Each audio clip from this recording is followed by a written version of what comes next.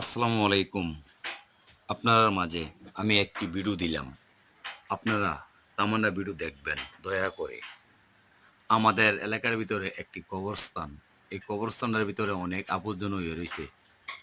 এর মাঝে এই রাস্তার দিকে একটা ওয়াল আছিল, এই ওয়ালটা সব পইড়া গেছে। আমি আপনাদের দেখাইতেছি ভিডিওর মাধ্যমে। এই ওয়ালটারও আমরা কাজ করতে পারি নাই। কেন আমি নিজে একজন গরিব ঘরের সন্তান, নিজে দিনমজুরি। যদি আমার ক্যাপাসিটি থাকতো আমি নিজে এগুলার কার্য করে দিতাম। আপনারা সবাই শেয়ার করে দিবেন।